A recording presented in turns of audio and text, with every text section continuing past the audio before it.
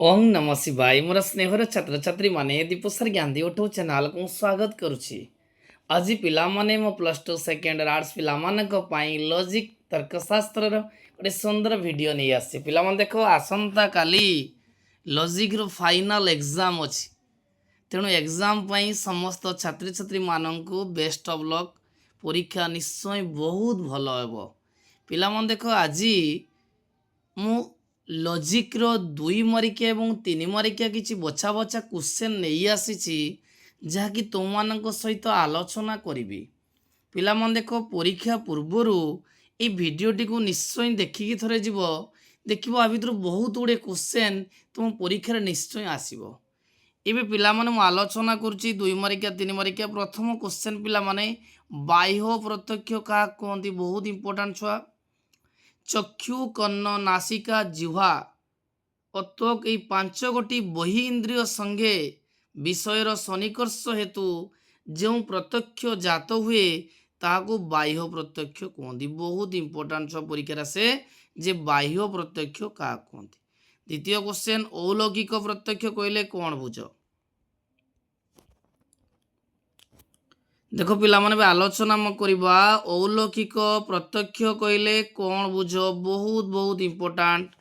ଅଲୌକିକ ସନ୍ନିକର୍ଷରୁ ଉତ୍ପନ୍ନ ପ୍ରତ୍ୟକ୍ଷକୁ ଅଲୌକିକ ପ୍ରତ୍ୟକ୍ଷ କୁହାଯାଏ। ସର୍ଟ କ୍ୱେଶ୍ଚନ୍ ଆସେ। ଏହା କେତେ ପ୍ରକାର? ନା 3 ପ୍ରକାର। କ'ଣ କ'ଣ? ସାମାନ୍ୟ ଲକ୍ଷଣ, ଜ୍ଞାନ ଲକ୍ଷଣ, ଜଗଜ। ନେକ୍ସଟ ଆଲୋଚନା କରିବା ବ୍ୟଷ୍ଟିକରଣ ତର୍କଦୋଷର ଉଦାହରଣ ଦିଅ। ପିଲାମାନେ ଦେଖ, ଏଇଟା ପ୍ରିଭିୟସ୍ ଇୟର ଆସିଥିଲା ମଧ୍ୟ 2 ବର୍ଷ ତଳେ, ଯେ ବ୍ୟଷ୍ଟିକରଣ ତର୍କଦୋଷ ଉଦାହରଣ ଦିଅ। ଉଦାହରଣ ହେଉଛି 7 ହେଲା ଗୋଟିଏ ସଂଖ୍ୟା।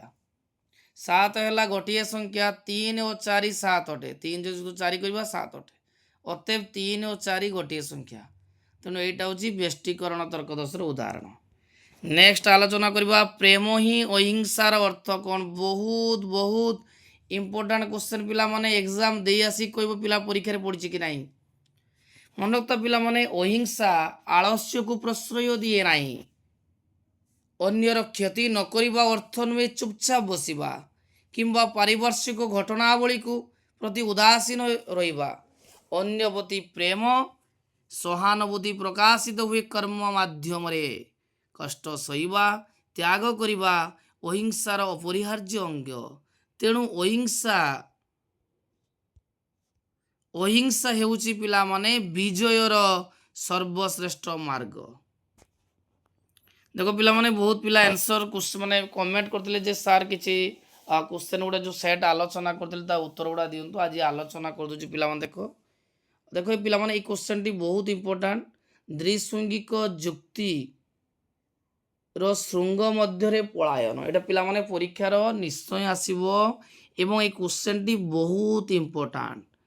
ଦ୍ୱିଶୃଙ୍ଗିକ ଯୁକ୍ତିର ପକ୍ଷାବୟବର ବିକଳ୍ପ ଦ୍ୱୟ ପରସ୍ପର ବିରୁଦ୍ଧ ନ ହୋଇ ଯଦି ତୃତୀୟ ବିକଳ୍ପ ପାଇଁ ସମ୍ଭାବନା ଥାଏ।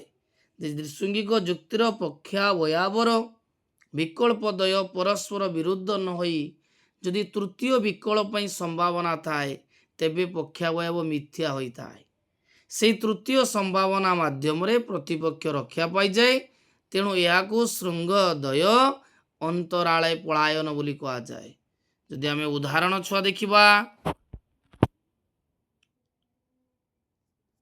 ମୁଁ ଯଦି ପିତାଙ୍କୁ ଛୋଟ ଚିଠି ଲେଖେ ପିତା ଅସନ୍ତୁଷ୍ଟ ହୁଅନ୍ତି। ମୁଁ ଯଦି ପିତାଙ୍କୁ ଛୋଟ ଚିଠିଟା ଲେଖିବି ତାହେଲେ ପିଲା ଅସନ୍ତୁଷ୍ଟ ହେବେ, ପିତା ଅସନ୍ତୁଷ୍ଟ ହୁଅନ୍ତି। ଏବଂ ମୁଁ ଯଦି ଲମ୍ବା ଚିଠି ଲେଖେ ପିତା ବି ବିରକ୍ତ ହୁଅନ୍ତି। ଛୋଟ ଲେଖିଲେ ପିତା ଅସନ୍ତୁଷ୍ଟ ହେବେ, ଆଉ ଲମ୍ବା ଲେଖିଲେ ପିତା ବିରକ୍ତ ହେବେ। ହୁଏତ ମୁଁ ପିତାଙ୍କୁ ଛୋଟ ଚିଠି ଲେଖେ ଅଥବା ଲମ୍ବା ଚିଠି ଲେଖେ, ସିଦ୍ଧାନ୍ତ ହେବ ହୁଏତ ପିତା ଅସନ୍ତୁଷ୍ଟ ହୁଅନ୍ତି ଅଥବା ବିରକ୍ତ ହୁଅନ୍ତି। ନେକ୍ସଟ ପିଲାମାନେ ଦେଖ, ବହୁତ ଇମ୍ପୋର୍ଟାଣ୍ଟ କ୍ୱେଶ୍ଚନ୍। ପ୍ରାକୃତିକ ବିଜ୍ଞାନ କହିଲେ କ'ଣ ବୁଝ? ଏଇଟା ପିଲାମାନେ ପରୀକ୍ଷାର ସବୁବେଳେ ଆସେ, ବହୁତ ଇମ୍ପୋର୍ଟାଣ୍ଟ।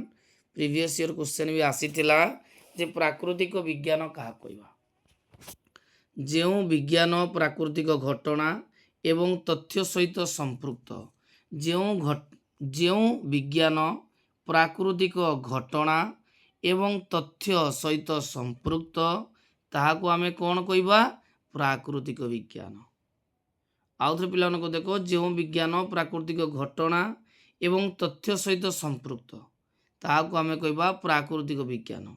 ता प्रकृतिर अनेक तथ्य गुड़िकर व्याख्या केतोटी नियमर सहयोग करिथाए एवं जो क्षेत्र में घटनार कारण अज्ञात थाए सेटारे प्रकल्पर रचना होता है यथा विज्ञान को प्राकृतिक विज्ञान कहुए। नेक्स्ट क्वेश्चन पिला माने व्याप्ति प्रत्यय परीक्षार पिला माने निश्चय 100% ये क्वेश्चन टी आसीबो व्याप्ति प्रत्यय। देखो पिला माने व्याप्य व्यापक मध्य थिबा नियत निरुपाधिक संबंध को व्याप्ति कहा जाए। जे व्याप्य और व्यापक मध्य थिबा नियत निरुपाधिक संबंध को कौन कहा जाए ना व्याप्ति कहा जाए। व्याप्य और व्यापक दुईटी घटना जहाँ व्यापे ताकू व्यापक को परीक्षा छुआ एक मारिके कंपलसरी आसे जहाँ व्यापे ताकू आमे कौन कहबा व्यापक एवं व्यापक जहिरे व्यापे ताकू कहबा व्याप्य।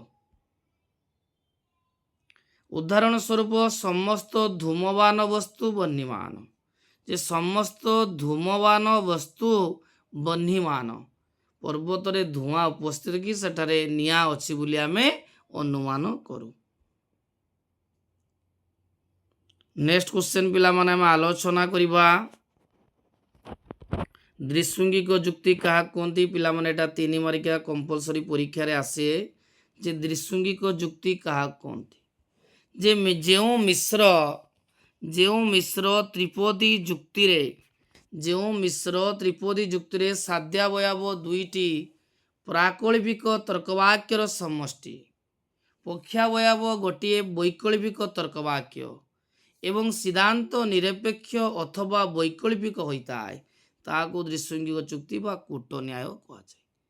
देखो पिला माने क्वेश्चन टी सबु बेले ही परीक्षा आसे जे जो मिश्र त्रिपदी जुक्तिर साध्यावयव दुईटी प्राकल्पिक तर्कवाक्यर समष्टि पक्षावयव गोटे वैकल्पिक तर्कवाक्य एवं सिद्धांत निरपेक्ष अथवा वैकल्पिक तर्कवाक्य होता है ताकू आमे कौन कहबा कूट न्याय बा दृश्यंगिक जुक्ति बोली आमे कहबा।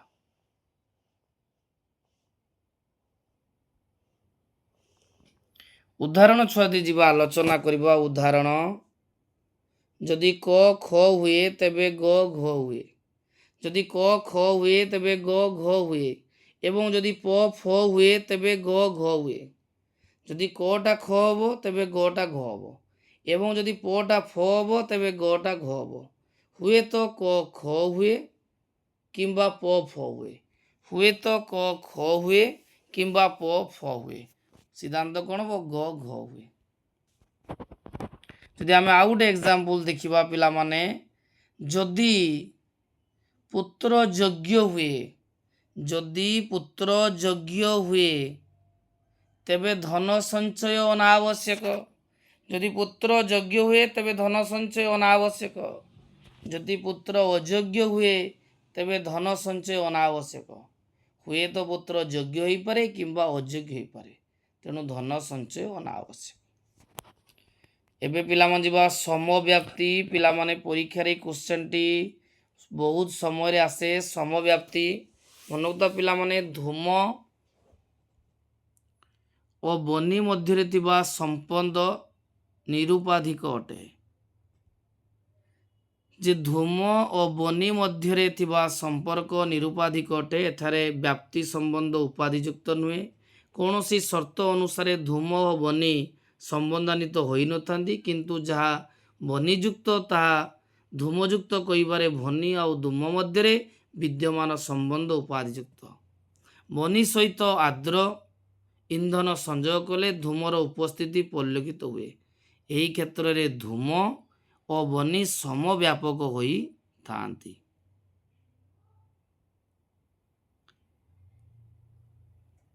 व्याप्तिर व्याप्य व्यापक सम विस्तृतियुक्त होइतिले ता समव्याप्ति कहा जाए तेणु धूम बनी मध्य एक थिबा प्रकार संबंध को समव्याप्ति कहा जाए।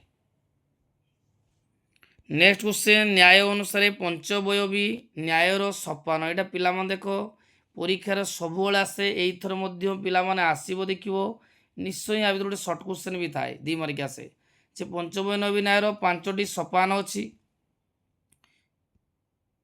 प्रथम है प्रतिज्ञा द्वितीय है हेतु तृतीय उदाहरण तृतीय उपनयन निगमन एबे पिला माने आलोचना करिबा अरिस्टोटल सर्वास्ति नास्ति सूत्र यहाँ पिला माने बहुत इंपोर्टाट परीक्षा निश्चय आसब जे त्रिपदी जुक्ति मानकर वैधता प्रतिपादन करने अरिस्टोटल जो मौलिक सूत्र अवधारणा करते सर्वास्ति नास्ति सूत्र कहते जदि उदाहरण आम जा छुआ समस्त अध्यापक विद्वान अटंती रामबाबू जड़े अध्यापक ताने रामबाबू जड़े विद्वान अटंती नेक्स्ट क्वेश्चन पिला माने तर्क शास्त्रीय स्थिर प्रतीक देख पिला माने ये क्वेश्चन टी सब परीक्षा आसे जे स्थिर प्रतीक व स्थिरांकर आखरिक अर्थ जहाँ स्थिर हुए परिवर्तनशील नुहे तर्कशास्त्र तथा गणित शास्त्र व्यवहृत होता स्थिरांक गुड़िक अर्थ सर्वदा अपरिवर्तन हुए जमी आम कह आपादन फलन तो आपादन तो बीजक तो बीजक थ नेक्स्ट क्वेश्चन अनुग स्वीकृति भित्तिक दश जे प्राकल्पिक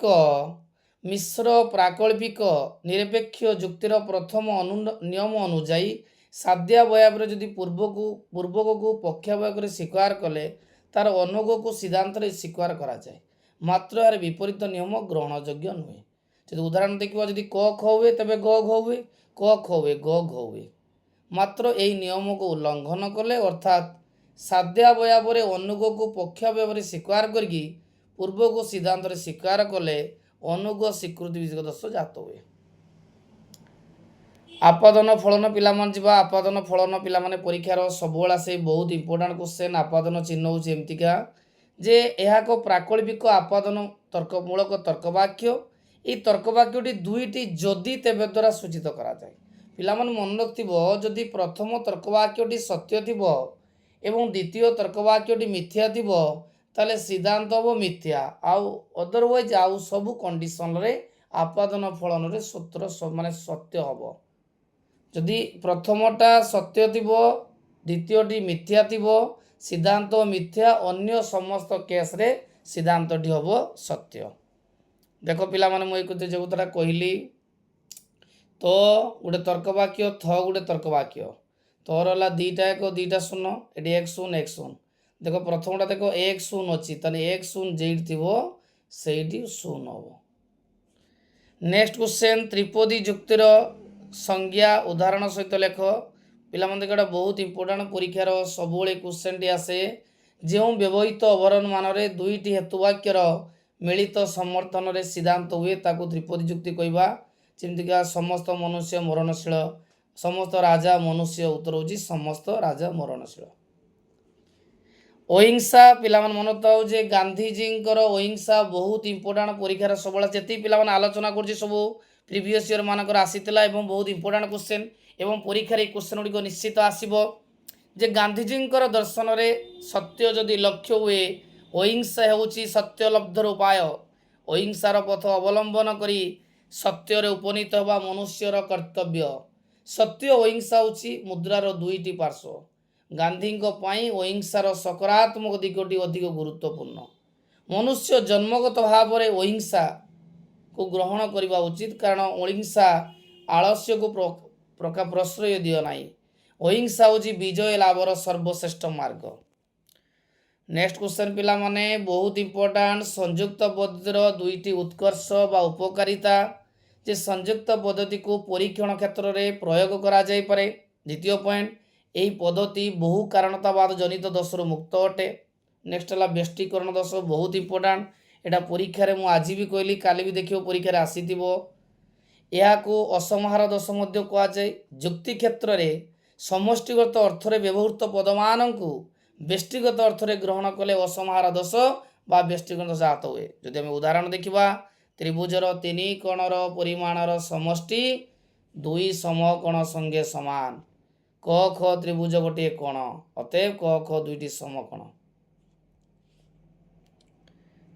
डारावटी को साक्षांतरीकरण को प्रकाश कर पिला देख डारावटी कौटा को चेंज होची ना डारी की चेंज होची नेक्स्ट क्वेश्चन वैज्ञानिक व्याख्या क्या कहवा এটা ପିଲାମାନେ ଦି ମାରିକିଆ ପରୀକ୍ଷାରେ ସବୁବେଳେ ଆସେ ଯେ ବିଜ୍ଞାନ ସମ୍ମତ ନିୟମ ଅନୁସାରେ କୌଣସି ଘଟଣାର ବ୍ୟାଖ୍ୟାକରଣକୁ ବୈଜ୍ଞାନିକ ବ୍ୟାଖ୍ୟାନ କୁହାଯାଏ। କାରଣ ବୈଜ୍ଞାନିକ ବ୍ୟାଖ୍ୟାନର ଉଦ୍ଦେଶ୍ୟ ହେଉଛି କାର୍ଯ୍ୟ କାରଣ ସମ୍ପର୍କକୁ ଆବିଷ୍କାର କରିବା। ପରୋକ୍ଷ ରୂପାନ୍ତରୀକରଣ ପିଲାମାନେ ମନେ ରଖିଥାଅ ଯେ ଗୋଟିଏ ସଦସ୍ୟ ନ୍ୟାୟରୂପର ସିଦ୍ଧାନ୍ତର ବିରୁଦ୍ଧ ତର୍କବାକ୍ୟ ଏବଂ ସେହି ନ୍ୟାୟରୂପର ଗୋଟିଏ ହେତୁବାକ୍ୟ ସାହାଯ୍ୟରେ ନିର୍ଦ୍ଦୋଷ ସଂସ୍ଥାନର ଗୋଟିଏ ପ୍ରାମାଣିକ ନ୍ୟାୟରୂପ ଗଠନ କରିବାକୁ ପରୋକ୍ଷ ରୂପାନ୍ତରୀକରଣ କୁହାଯାଏ। ମିଶ୍ର ବୈକଳ୍ପିକ ନିରପେକ୍ଷ ଯୁକ୍ତି ପିଲାମାନେ ଦେଖ, ଯେଉଁ ମିଶ୍ର ତ୍ରିପଦୀ ଯୁକ୍ତିରେ ଗୋଟିଏ ହେତୁବାକ୍ୟ ହେବ ବୈକଳ୍ପିକ, ଅପରଟି ନିରପେକ୍ଷ, ସିଦ୍ଧାନ୍ତଟି ନିରପେକ୍ଷ, ତାହା କୁହାଯିବ ମିଶ୍ର ବୈକଳ୍ପିକ ନିରପେକ୍ଷ ଯୁକ୍ତି। ହୁଏତ କ ଖ ଅଟେ କିମ୍ବା ଗ ଘ ଅଟେ, ହୁଏତ କ ଖ ଅଟେ କିମ୍ବା ଗ ଘ ଅଟେ, କଟା ଖ ଅଟେ, ଅତএବ ଗ ଘ ନୁହେଁ। ଯଦି ଆମେ ଅଦରୱାଇଜ ଦେଖିବା, ହୁଏତ ହରି ସାଧୁ କିମ୍ବା ଅସାଧୁ ଅଟେ, ତାହେଲେ ହରି ସାଧୁ, ତାହେଲେ ହରି ଅସାଧୁ ନୁହେଁ।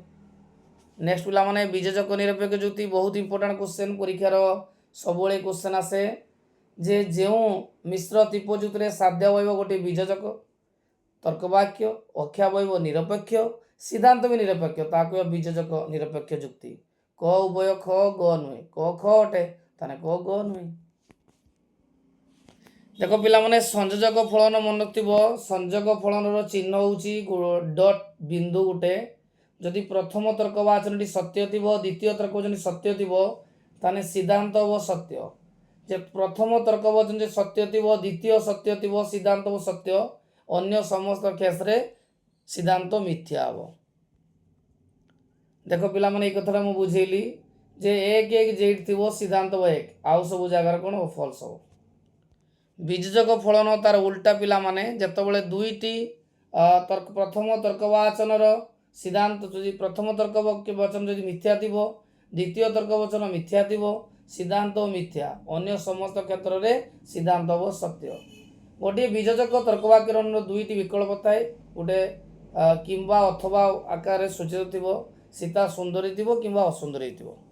ଯଦି ସୁନ୍ଦରୀକୁ ଆମେ ସାଧାରଣତଃ ବିଯୋଗ ତର୍କରେ ଗୋଟିଏ ବିକଳ୍ପ ସତ୍ୟ ହେଲେ ଅନ୍ୟଟି ମିଥ୍ୟା ହୁଏ, କିନ୍ତୁ ଦୁଇଟି ଯାକ ତର୍କବାକ୍ୟ ସତ୍ୟ ହେବାର ସମ୍ଭାବନା ଥାଏ। ଦେଖ ପିଲାମାନେ ଦୁଇଟା ମ୍ୟାଟ୍ରିକ୍ସ ଦେଖେଇଲି, ବିଯୋଜକର ଦୁଇଟା ଶୂନ ଅଛି, ସିଦ୍ଧାନ୍ତ ଶୂନ। ମନେ ରଖିଥିବ ତାର ମ୍ୟାଟ୍ରିକ୍ସ ସଂଖ୍ୟା କ'ଣ ଅଛି ନା 1 1 0, 3ଟା 1 0। ନେକ୍ସଟ କ୍ୱେଶ୍ଚନ ପିଲାମାନେ ଯିବା, ଅନ୍ୱୟ ପଦ୍ଧତିର ଲକ୍ଷଣ ବହୁତ ଇମ୍ପୋର୍ଟାଣ୍ଟ। ଅନ୍ୱୟ ପଦ୍ଧତିକୁ ଏକଦା ଅନ୍ୱୟ ପଦ୍ଧତି କୁହାଯାଏ। ଅନ୍ୟ ପଦ୍ଧତି ଗୋଟେ ପର୍ଯ୍ୟବେକ୍ଷଣ ପଦ୍ଧତି, ଅନ୍ୟ ପଦ୍ଧତି ଗୋଟେ ଆବିଷ୍କାର ପଦ୍ଧତି। ତାର ଅନ୍ୟ ପଦ୍ଧତିର ସୁବିଧାକୁ ଦେଖିବା ପିଲାମାନେ, ଅନ୍ୱୟ ପଦ୍ଧତି ପ୍ରୟୋଗ କ୍ଷେତ୍ର ବ୍ୟାପକ ଅଟେ। ଅନ୍ୱୟ ପଦ୍ଧତି କାର୍ଯ୍ୟରୁ କାରଣ ଓ କାରଣକୁ କାର୍ଯ୍ୟରେ ଗତି କରିଥାଏ। ନେକ୍ସଟ ପିଲାମାନେ ଦେଖ, ଅନ୍ୱୟ ପଦ୍ଧତି ପ୍ରକଳ୍ପ ରଚନା କରେ। ସଂଯୁକ୍ତ ପଦ୍ଧତିର ସୁବିଧା, ଯେ ସଂଯୁକ୍ତ ପଦ୍ଧତି କାରଣ ସହାବସ୍ଥିତ ମଧ୍ୟରେ ଥିବା ପାର୍ଥକ୍ୟ ନିର୍ଦ୍ଧାରଣ କରିବାରେ ଅସମର୍ଥ ହୋଇଥାଏ। ଏହି ପଦ୍ଧତି ନିୟତ କାରଣ କ୍ଷେତ୍ରରେ ପ୍ରୟୋଗ ହୋଇପାରେ ନାହିଁ। ଏହି ପଦ୍ଧତିକୁ କାର୍ଯ୍ୟ ସମ୍ମିଶ୍ରଣ କ୍ଷେତ୍ରରେ ପ୍ରୟୋଗ କରିବା ସମ୍ଭବପର ନୁହେଁ। ନେକ୍ସଟ କ୍ୱେଶ୍ଚନ, ସହଚାରୀ ପରିବର୍ତ୍ତନର ଲକ୍ଷଣ। ପିଲାମାନେ ଦେଖ, ମେଇଲିଙ୍କ ପଦ୍ଧତିରୁ ପାଖାପାଖି 2 ମାର୍କିଆ 3ଟା ଖଣ୍ଡୁ, 3 ମାର୍କିଆ ଗୋଟେ ଆଇବ କମ୍ପଲସରି। ସହଚାରୀ ପରିବର୍ତ୍ତନ ପଦ୍ଧତିକୁ ପରିସଂଖ୍ୟାନ ପଦ୍ଧତି କୁହାଯାଏ। ଏହି ପଦ୍ଧତି ଅନ୍ୟ ବ୍ୟତିରେକ ପଦ୍ଧତିର ରୂପାନ୍ତର ଅଟେ। ଏହା ଏକ ଆବିଷ୍କାର ପଦ୍ଧତି ଅଟେ। ସହଚାରୀ ପରିବର୍ତ୍ତନର ସୁବିଧା, ସହଚାରୀ ପରିବର୍ତ୍ତନ ପଦ୍ଧତି ନିୟତ କାରଣ କ୍ଷେତ୍ରରେ ପ୍ରୟୋଗ କରାଯାଏ। ଏହା ଏକ ଆବିଷ୍କାର ପଦ୍ଧତି ଅଟେ। ଏହାର ସିଦ୍ଧାନ୍ତ ନିର୍ଭରଯୋଗ୍ୟ ଅଟେ। ନେକ୍ସଟ କ୍ୱେଶ୍ଚନ, ସହଚାରୀ ପଦ୍ଧତିର ଅସୁବିଧା କ'ଣ ନା ଏହା ନିର୍ଦ୍ଦିଷ୍ଟ ସୀମା ମଧ୍ୟରେ କାର୍ଯ୍ୟ କରିଥାଏ। ଦ୍ୱିତୀୟ ପଏଣ୍ଟ, ଏହା ଗୁଣାତ୍ମକ ପରିବର୍ତ୍ତନ କ୍ଷେତ୍ରରେ ପ୍ରୟୋଗ କରାଯାଇପାରେ ନାହିଁ। ଏହି ପଦ୍ଧତି ବହୁ କାରଣତା ଜନିତ ଦୋଷରୁ ମୁକ୍ତ ନୁହେଁ। ପରିଶେଷ ପଦ୍ଧତିର ଲକ୍ଷଣ। ନେକ୍ସଟ ପିଲାମାନେ ଦେଖ, ଏହି ପଦ୍ଧତି ଏକ ଆବିଷ୍କାର ପଦ୍ଧତି ଅଟେ। ଏହାକୁ ବ୍ୟତିରେକ ପଦ୍ଧତି ଏକ ବିଶେଷ ପ୍ରକାର ଭାବେ ସ୍ୱୀକାର କରାଯାଏ। ଏହା ଏକ ଅବରୋହ ପଦ୍ଧତି ଅଟେ। ନେକ୍ସଟ କ୍ୱେଶ୍ଚନ ଆଲୋଚନା କରିବା ପିଲା, ପରିଶେଷ ପଦ୍ଧତିର ଅସୁବିଧା। ଏହା ସମ୍ପୂର୍ଣ୍ଣ ଭାବରେ ବହୁ କାରଣତା ଜନିତ ଦୋଷରୁ ମୁକ୍ତ ନୁହେଁ। ଏହାକୁ ସବୁ କ୍ଷେତ୍ରରେ ପ୍ରୟୋଗ କରାଯାଇପାରିବ ନାହିଁ। ଅନ୍ୱୟ ପଦ୍ଧତିର ଅସୁବିଧା। ପିଲାମାନେ ଦେଖ, ଅନ୍ୱୟ ପଦ୍ଧତିର ଅସୁବିଧା ହେଉଛି ଅନ୍ୱୟ ପଦ୍ଧତି ବହୁ କାରଣତାବାଦ ଜନିତ ସଙ୍କଟରୁ ମୁକ୍ତ ନୁହେଁ। ଏହି ପଦ୍ଧତିରେ ଅନବେକ୍ଷଣ ଦୋଷ ରହିଥିବାର ସମ୍ଭାବନା ଥାଏ। ଏହି ପଦ୍ଧତି କାରଣ ଉପକାରଣ ମଧ୍ୟରେ ଥିବା ପାର୍ଥକ୍ୟ ସୁସ୍ପଷ୍ଟ କରିପାରେ ନାହିଁ। क्वेश्चन पिलाମାନେ ଆଲୋଚନା କରିବା। ବ୍ୟତିରେକ ପଦ୍ଧତିର ଲକ୍ଷଣ ପରୀକ୍ଷାରେ ବହୁତ ଇମ୍ପୋର୍ଟାଣ୍ଟ ଆସେ ପିଲାମାନେ। ବ୍ୟତିରେକ ପଦ୍ଧତିକୁ ଏକଦା ବ୍ୟତିରେକ ପଦ୍ଧତି କୁହାଯାଏ। ଏହା ଏକ ପରୀକ୍ଷଣ ପଦ୍ଧତି ଅଟେ। ଏହା ଏକ ପ୍ରାମାଣିକ ପଦ୍ଧତି। ନେକ୍ସଟ क्वेश्चन ଦେଖ ଆଲୋଚନା କରିବା। ବ୍ୟତିରେକ ପଦ୍ଧତିର ଦୁଇଟି ସୁବିଧା। ବ୍ୟତିରେକ ପଦ୍ଧତିରେ ଦୁଇଟି ଦୃଷ୍ଟାନ୍ତ ଥାଏ। ଦ୍ୱିତୀୟ ପଏଣ୍ଟ, ଏହା ସିଦ୍ଧାନ୍ତ ନିଶ୍ଚିତ ସତ୍ୟତାମୂଳକ ଅଟେ। ନେକ୍ସଟ क्वेश्चन ପିଲାମାନେ ଯିବା। ବ୍ୟତିରେକ ପଦ୍ଧତିର ଅସୁବିଧା। ମନୋନତ ବ୍ୟତିରେକ ପଦ୍ଧତି ବହୁ କାରଣତା ଜନିତ ଦୋଷରୁ ସମ୍ପୂର୍ଣ୍ଣ ଭାବରେ ମୁକ୍ତ ନୁହେଁ। ଏହା ନିୟତ କାରଣ କ୍ଷେତ୍ରରେ ପ୍ରୟୋଗ କରାଯାଇ ନପାରେ। ଏହି ପଦ୍ଧତିରେ ଅତଃପର ତସ୍ମାଦଶ ଦୋଷ ଜାତ ହେବାର ସମ୍ଭାବନା ଥାଏ ବା କାକତାଳୀୟ ଦୋଷ ସମ୍ଭାବନା ଥାଏ। ନେକ୍ସଟ ପିଲାମାନେ ଦେଖ, ଅତଃପର ତସ୍ମାଦଶ ତର୍କ ଦୋଷ ବହୁତ ଇମ୍ପୋର୍ଟାଣ୍ଟ ଦୋଷରେ ଆସିବ। ଯେ କାରଣ ହେଉଛି କାର୍ଯ୍ୟର ନିରପେକ୍ଷ ଅବ୍ୟଭିଚାରୀ ଅବ୍ୟବହିତ ପୂର୍ବବର୍ତ୍ତୀ ଘଟଣା। ଏହାକୁ ଦୃଷ୍ଟି ନ ଦେଇ ଯେକୌଣସି ଅବ୍ୟବହିତ ପୂର୍ବବର୍ତ୍ତୀ ଘଟଣାକୁ କାରଣ ବୋଲି ଗ୍ରହଣ କଲେ ଏହି ତର୍କ ଦୋଷ ଜାତ ହୋଇଥାଏ। ନବବଧୂର ଗୃହ ପ୍ରବେଶ ବୃଦ୍ଧାଙ୍କର ମୃତ୍ୟୁର କାରଣ। ଧୂମକେତୁର ଆବିର୍ଭାବ ମହାତ୍ମାଙ୍କର ମୃତ୍ୟୁର କାରଣ ଅଟେ। ଏହାକୁ କାକତାଳୀୟ ନ୍ୟାୟ ମଧ୍ୟ କୁହାଯାଏ। ଯେପରି କାଉଟି ଉଡ଼ିଗଲା ପରେ ତାଳ ଗଛରୁ ତାଳଟି ପଡ଼ିବାରୁ କାଉଟି ଉଡ଼ିଯିବାକୁ ତାଳ ପଡ଼ିବାର କାରଣ ବୋଲି ଧରାଯାଏ। ବହୁ ପ୍ରଶ୍ନ ଦୋଷ ପିଲାମାନେ ଦେଖ, ଯେତେବେଳେ ହଁ ବା ନାର ଉତ୍ତର ଦେବାକୁ କହି ଏକାଧିକ ପ୍ରଶ୍ନ ଏଭଳି ଭାବରେ ପଚରାଯାଏ ଯେ କୌଣସି ନିର୍ଦ୍ଦିଷ୍ଟ ଉତ୍ତର ପାଇବା ସମ୍ଭବପର ନୁହେଁ, ତାହାକୁ ବହୁ ପ୍ରଶ୍ନ ଦୋଷ କହିବା। ପିଲାମାନେ ଦେଖ, ବର୍ତ୍ତମାନ ମୁଁ କିଛି ବଛା 2 ମାର୍କିଆ 3 ମାର୍କିଆ କ୍ୱେଶ୍ଚନ ଆଲୋଚନା କଲି, ଯାହାକି ଆସନ୍ତାକାଲି ପରୀକ୍ଷାରେ ପଡ଼ିବାର ସୁନିଶ୍ଚିତ ବହୁତ ରହିଛି। ଟିକେ ନିହାତି ପରୀକ୍ଷାକୁ ଗଲାବେଳେ এই କ୍ୱେଶ୍ଚନ ଟିକେ ଆଖି ପକେଇଥିବ। ଯଦି ପିଲାମାନେ ଭିଡ଼ିଓଟି ଭଲ ଲାଗିଥାଏ ନିହାତି ଲାଇକ୍ କରିବ, ଚ୍ୟାନେଲକୁ ସବସ୍କ୍ରାଇବ୍ କରିବ ଏବଂ ସାଙ୍ଗମାନେ ସେୟାର କରିବ।